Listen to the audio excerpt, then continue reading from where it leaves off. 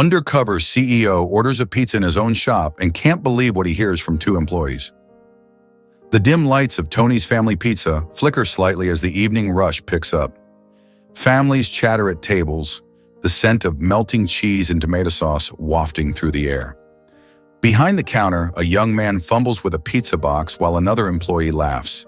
Seated in the corner, a man wearing a worn-out hoodie and jeans stirs his soda absent-mindedly.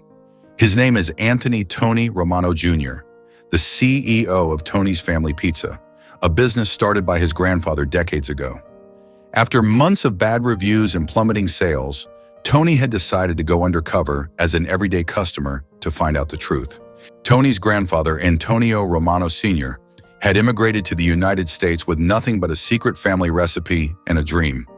He opened the first Tony's Family Pizza in a small brick building, hand-making every pizza with fresh ingredients and a passion for quality. Over time, the shop became a beloved local treasure, known for its signature wood-fired crust and rich homemade sauce. When Tony's father took over, he expanded the business, keeping the same authentic recipes while modernizing operations. Under his leadership, Tony's Family Pizza grew into a respected regional chain, maintaining its reputation for quality and family tradition. Tony Jr. had inherited not just a business, but a legacy, a symbol of his family's hard work, values, and the community's trust. However, in the last few months, things had taken a dark turn. Customers complained about the pizza tasting off, the service becoming careless, and the once beloved restaurant losing its charm. Sales dropped, and longtime patrons stopped coming. Desperate to understand what had gone wrong, Tony knew he had to see it firsthand. And tonight, sitting unnoticed among his own customers, he was about to uncover something shocking. Then he overhears something chillingly shocking. Jake, employee number 1. "Yo, did you see the reviews lately? People are saying the pizza tastes like garbage." Connor, employee number 2, chuckling. "Yeah, and that's exactly what we want. We ran out of that chemical the ex-manager gave us though. You know, the one that makes the dough taste off? If we don't get more, people might actually start liking the pizza again." Tony stiffens, his stomach twisting. A chemical? Someone had been sabotaging the pizza on purpose? His grip tightens around his soda cup, the condensation dripping onto his knuckles as a wave of anger surges through him. He forces himself to stay still, to not react, but his heart is pounding in his chest. A chemical? His family's recipe, the one passed down from his grandfather, was being poisoned? The thought alone makes his stomach churn. Jake, lowering his voice. "I mean, it's working though." Sales keep dropping, and the owner's too clueless to do anything about it. Connor, grinning. "Yeah, man, soon enough the place will be done for. That old school pizza is on its last legs. Once this dump shuts down, we get our bonuses and move on." Tony's jaw tightens. Bonuses? Someone was paying them to sabotage his business? This wasn't just laziness or incompetence. This was an attack, a deliberate attempt to bring down everything his family had built. His grandfather had kneaded dough with his bare hands. His father had stayed up nights to perfect the sauce. And now these two were laughing about destroying it all. He clenches his fists beneath the table, his knuckles white. Every fiber of his being screams at him to stand up, to confront them right then and there. But no, he forces himself to breathe. If he acted now, he might scare them off before he got the full story. He needed to know who was behind this. He needed proof. His head spins with questions. Who gave them this chemical? How long has this been going on? How deep does this run? If his employees were in on it, how many others knew? Was this an inside job? Or was someone pulling the strings from outside? Tony quickly stands, his mind racing. He moves toward the exit, planning to step out and call his most trusted employee. But just as he reaches the door, a voice stops him. "Mary," loyal waitress, whispering sharply. "Tony?" He freezes, his breath catching in his throat. Slowly, he turns around. Mary, a veteran waitress who had worked for his family for years, stands a few feet away, her eyes wide with recognition. There's a mix of relief and urgency in her gaze, but also fear, real, deep fear. "Tony," whispering, voice tense. Mary, please. Keep it down. She glances around nervously, then grabs his arm and tugs him toward the storage room, her grip firm but trembling. Mary, whispering urgently, I need to talk to you. I didn't think you'd actually come, but you need to hear this. I found out what's really happening here. It's not just bad employees. It's much bigger than that. Tony's heart is hammering now. He lets himself be led into the storage room, the smell of flour and spices thick in the air. As soon as the door swings shut behind them, Mary takes a shaky breath and looks him dead in the eyes. Tony, voice low, demanding, I just heard Jake and Connor talking about a chemical. What's going on? Who's behind this? Mary swallows hard, her hands wringing together. She takes a step closer, her voice barely above a whisper. Mary, it's your old manager, David. He's the one who started all of this. Tony's stomach drops. A bitter taste floods his mouth. David, the man he had trusted to run this place when he was away. The man he had once considered family. Tony, whispering angrily, David? Why? Why would he do this? What does he gain? Mary hesitates, then nods toward a small break room. Let's sit down. There's something you need to know.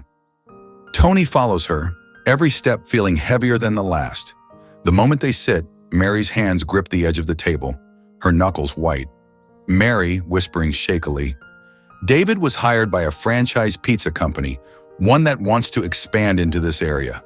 They don't just want to ruin your business, Tony. They want this location. There's a shopping mall project coming up, and your spot is the last thing standing in the way.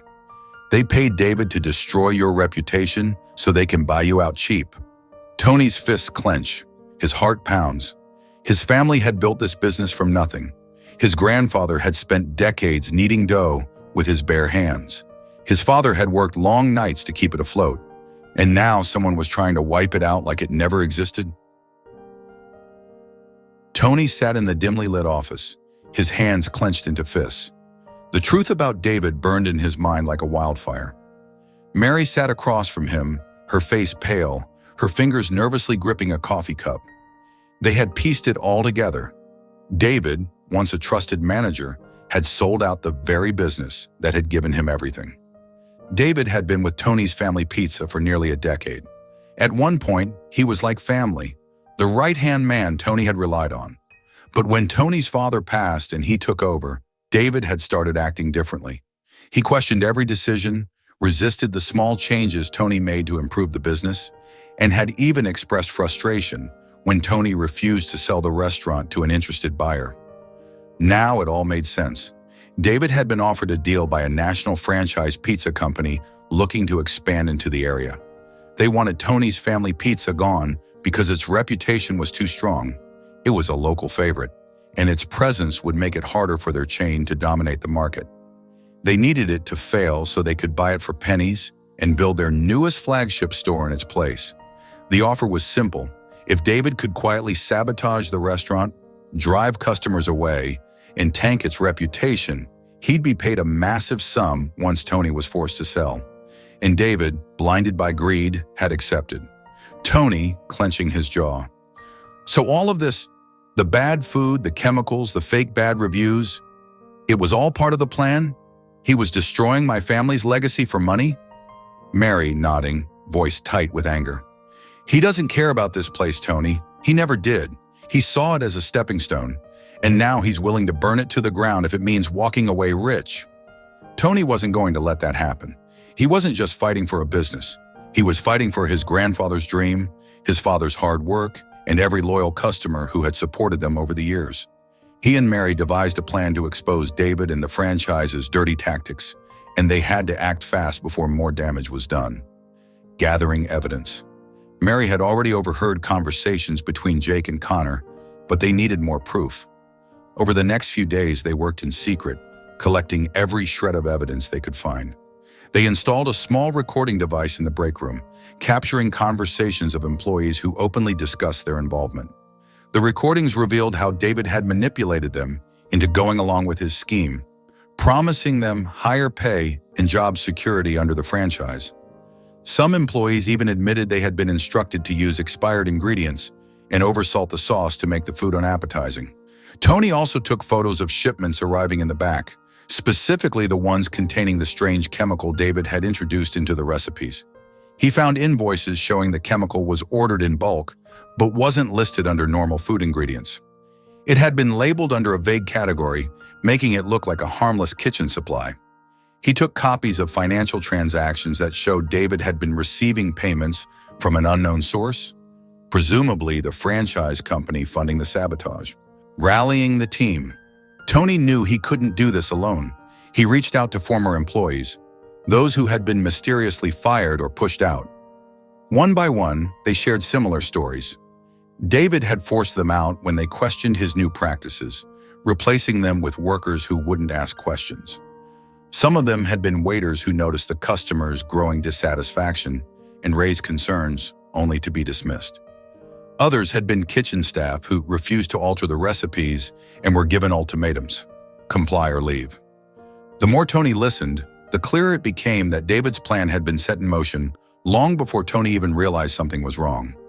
Many of these ex-employees were more than willing to come forward and testify. They wanted to help take back the business they had loved working for. They weren't just fighting for Tony, they were fighting for themselves, for the integrity of a place that had meant something to them. A surprise inspection of their own. David had scheduled a surprise inspection, a tactic he often used to intimidate employees and keep control. These inspections were meant to keep everyone on edge, giving David the power to fire people on the spot or claim that changes needed to be made for efficiency. But this time, it wouldn't go the way he planned. Tony and Mary made sure the restaurant was packed with loyal customers that night.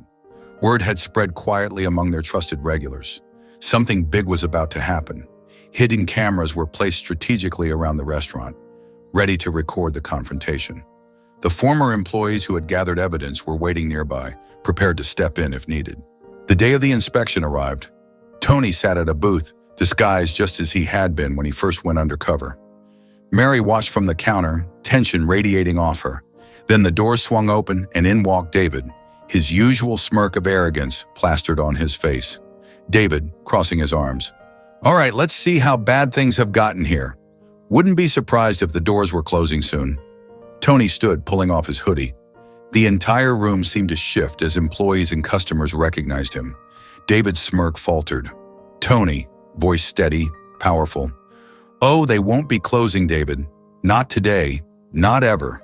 But you're done." David blinked, feigning confusion.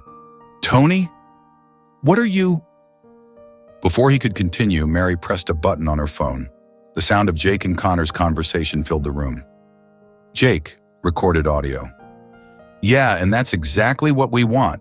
We ran out of that chemical the ex-manager gave us, though. If we don't get more, people might actually start liking the pizza again." A murmur spread through the restaurant.